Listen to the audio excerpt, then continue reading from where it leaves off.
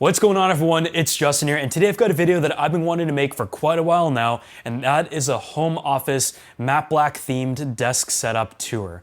So I've curated a bunch of items that are the matte black theme, while at the same time we've tried not to go completely overboard with it and incorporate elements of contrast through different wall colors and accessories. But this is a theme that has been very popular and almost like a trend, and I figured in tech it makes sense to bring it all together with interior design, the setup makeover series that we've done in the past, as well as our love for desk setups that you guys have been seeing on the channel. And there's going to be so many more themed episodes now that we picked up this 10-room office that allows us to put together any theme, repaint any walls, and literally do whatever we want when it comes to putting together creative episodes. So if you guys have any ideas of different themed setups that we should do, make sure you go ahead and let me know in the comment section below. And as always, if you would like to win an item from this video, just go ahead and subscribe to the channel, drop a like on this video, and leave a comment down below as to what your favorite item is, along with your Instagram username, and I'll be contacting a winner directly on Instagram in 2 weeks, so don't respond to any of the spam comments in the comment section. So beginning with the size of the room, this room I would say is about 12 by 9, and it's a good size to be able to fit a relatively large desk with a large monitor, have a few different speakers, but it is also cozy enough where you have just enough space to have a lounge in the corner where you can have a chair to just sit back, relax, have a rug down, and kind of separate the space into a few different elements while still having some remaining room for decor and some personal touches to it. So you'll see that there's a desk, the side chair, as well as a ladder shelf with some decor on the other side. But let's go ahead and get started with the desk setup first. A lot of the furniture in this episode is inspired by the Swedish house Mafia and Ikea collab, which embraces the matte black and minimalism element, which seems to be what a lot of people like lately. I've got to say though, when it comes to the actual curation process, it is a little bit hard to find, so huge thanks to Alex for sending this to us from Winnipeg.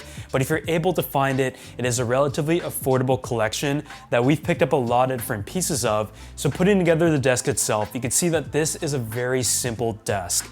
It is really stripped down and allows you to go many different directions, which is the fun part of putting together any setup. The size itself is really good. It allows you to fit a large monitor, and with the speaker stands that are included, you're able to position the speakers exactly the way that you would like them, and even larger speakers and monitors can be featured on both sides. And the bottom actually has a keyboard tray where you can also have your laptop, which is what we've done in this case. The assembly process was pretty quick, but when it comes to the quality of this desk, I would say it's kind of, you get what you pay for. You keep in mind the collab. The actual material itself is very, very simple. It feels a little bit cheap in some elements. It is going to mark, fingerprint, scratch, what you would expect out of any matte black desk, but I wouldn't say the quality is anything impressive, so I would put a desk mat on it. The next step though is to go ahead and pick a monitor. In the past, I've really liked to use the Apple Studio display because I like to have the color accuracy of these Apple displays, but at the same time, there's also the productivity factor in which I usually prefer ultra-wide displays. With a desk of this size, there was a lot of room for a large monitor, and so we went with a 34-inch LG ultra-wide monitor that is an IPS panel, but it is also the perfect size, and it is also the Ergo model, which allows you to have the stand on one side of the monitor to have a lot of accessible room underneath and giving that floating design, but you can also rotate it horizontally and vertically and adjust it however you would like.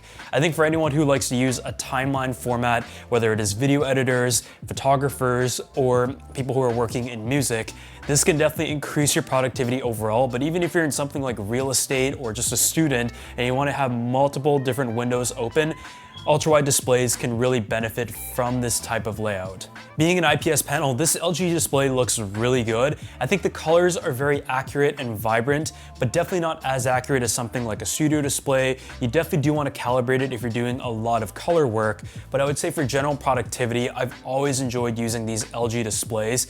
I think it looks awesome, and for the price point of what I picked it up at, really can't go wrong. I picked it up on sale for under $400 and I really like it, and I was someone who used ultra-wide displays for many years, so it's nice to come back to it in a setup like this. As for some of the peripherals, I want to keep this relatively simple here, and so we picked up an Ikea desk lamp that allows you to control different color temperature, and it has a nice soft halo glow to it while also having a bit of a muted look. So going with the matte black theme, I think that is very important, having any sort of desk or study lamp. And next to that, I also have a film camera, and this is something that I picked off of Essence. Trying to keep along that minimal theme though, the only thing we added to the desk other than that was the keyboard and the mouse. This is a Keychron K6 mechanical keyboard, really great to type on, and I also love the fact that it is wireless and it also has RGB lights that are built in. As for the mouse, we've gone with the trusty Logitech MX Master 3S, which is the best productivity mouse hands down, and it allows you to take advantage of the horizontal scrolling, which for any ultra-wide or timeline format with a ton of displays on screen, gives you the very easy navigation and lets you work a little bit quicker. I use this for video editing and I have no plans to ever switch from this mouse. As for the speakers though, I talked about going with a smaller option, and I've tried out options from Kanto as well as from Audio Engine, and there are many similarities there. The Kanto has more of a splash of color, but sticking with the matte black theme, I've gone with the Audio Engine A2+. This has been my favorite overall recommendation for a speaker for many years now, even though in my personal setup I've upgraded to speakers that were closer to about $1,000. These come in at under $300 and I think deliver the best value when it comes to sound quality through the bass, the trebles, and the amount of clarity that they're able to provide via USB, but also giving you the option to connect via Bluetooth, just expanding the different modes that you can have it in by connecting your phone, for example. I think for overall sound quality and to fill a room of this size, this has been my go-to option for many years now, and honestly, you really can't go wrong with them. I do think they sound a little bit better than the Kantos, but if you want to go a step further, this desk setup is able to fit a studio monitor that you can decide on whether you want to add like a preamp, for example. You can really go crazy, but in this case, we've gone relatively minimal, and this entire desk setup right here comes in at a price point of under $1,000, including all of its tech, with the desk costing just a bit over $100. But as I mentioned, the quality is something that you can definitely interpret and try to go with something a little bit different, but is relatively similar if you do prioritize the quality of the surface a little bit more, or you may want like a standing desk, for example. So before we move on, one of the biggest elements of this music themed matte black episode is obviously music listening, and with that comes speakers. And behind me, you'll see the Marshall Woburn III Bluetooth speaker, which is the largest option in their home speaker lineup that delivers a ton of power. But most importantly, embraces the aesthetics that you know and love from Marshall speakers. I've really loved their consumer products over the past few years, and I picked up some of the products throughout that feature great levels of like leather craftsmanship that is characteristic of that classic design, but also impressive sound quality as pioneers of the audio industry and having so much experience in that space. So the Woburn III is a speaker that is really meant to fill a room, and it's really one that you could have around your house, at a party for example, and it delivers a huge punch. It's available in cream and black, and my personal favorite in lighter setups is obviously the cream color, but in this case, being the matte black themed, I think the matte black makes a lot of sense. And when you take a look at the top, it has like the analog inspired dials for selecting the input, the speaker volume, the bass volume, and the on-off switch, and it just makes that whole experience a lot more fun. Especially if you're gonna invest in a nice speaker like this. Of course, sound quality is a huge priority, but the visual aesthetics I think are equally as important. And with Bluetooth, of course, you can connect your smartphone, your tablet, or computer, but you also have the option to still plug in with a wire. Being able to customize your sound of the volume, bass, and treble through 10 levels of each one is also really nice. I mean, having that vinyl finish with the classic Marshall logo on the front, while also being able to take advantage of state-of-the-art technology, the Marshall app, controlling the EQ, and having great Bluetooth connectivity, really is a total package. And Marshall actually has a whole lineup of different speakers and headphones that are able to suit the form factor, size, and style that you're looking for. So if you guys want to go ahead and check it out for yourself, I'm going to drop a link to that down below, and huge thanks to Marshall once again for sponsoring this video. As for the chair though, this is once again a product that you can kind of decide which direction you want to go to. You can either pick a comfy gaming chair with a ton of padding, a Herman Miller chair that is one that I think is really worth investing in, such as the Aeron for example,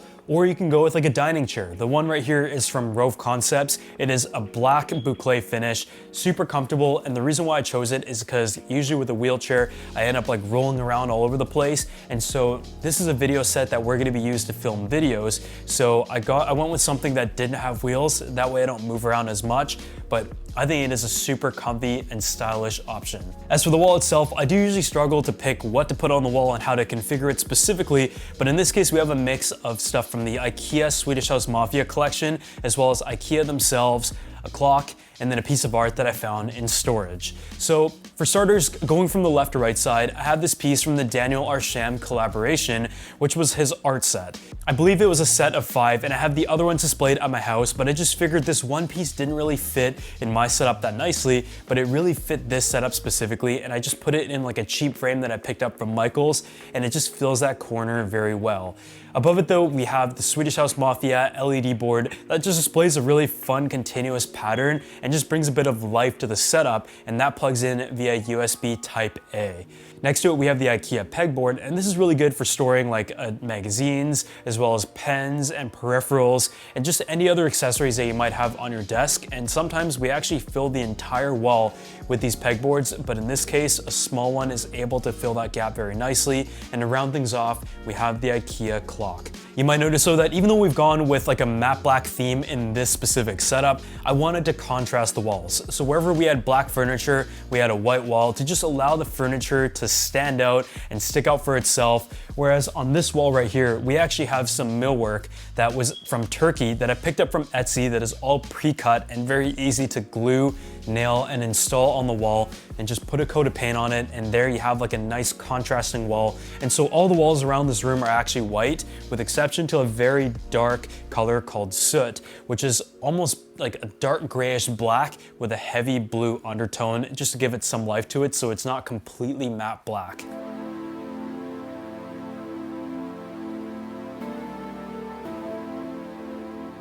So now let's go ahead and talk about this lounge in the corner. I think the best way to optimize a space for a home office is to separate it into a few different elements. Over the years of working at home for about the last decade or so, I can tell you that what I've noticed is that 95% of the time is spent at the desk, and that makes total sense when your work is at a desk. But a lot of times it's good to kind of step back and even be a few feet away from your desk to do like other types of work. And so the first step with any lounge or zone is to break up the room by placing a rug. In this case, we have like a nice black shag rug to go along with the theme of the light floors. And from here, I've added the Swedish House Mafia side chair, which is relatively affordable, not like the most comfortable, but it definitely gets a job done in terms of a minimalistic look. And next to that, we also have some of these posters, which are card posters that I actually haven't placed on the wall. Some cases, I like to just have it sitting on the side. It just looks very chill and relaxed because maybe you don't want to drill a hole in the wall or you want to change things up a little bit. This is just a good way to break it up. And behind me, I have a fake Ikea plant in the corner. I'm not usually in this office like as much as on like a daily basis, and so having live plants wasn't really an option. And to kind of complete the space here, we have a shelf from the Ikea collaboration, and there's a record player, some audio stuff, a lamp, and also some records. With multi-layer shelves, it once again adds quite a bit of dimension to it, and in front of this matte black wall, I think it just looks amazing. It really does complete that lounge element, and if you want to just like sit back, relax, listen to some music for example, you can have all the things that you like in a shelf like this, and this rug is literally, I think, a 4x6. So such a small part of the room, it doesn't get in the way of the office or the desk setup itself, but it really does feel like its own little lounge within it.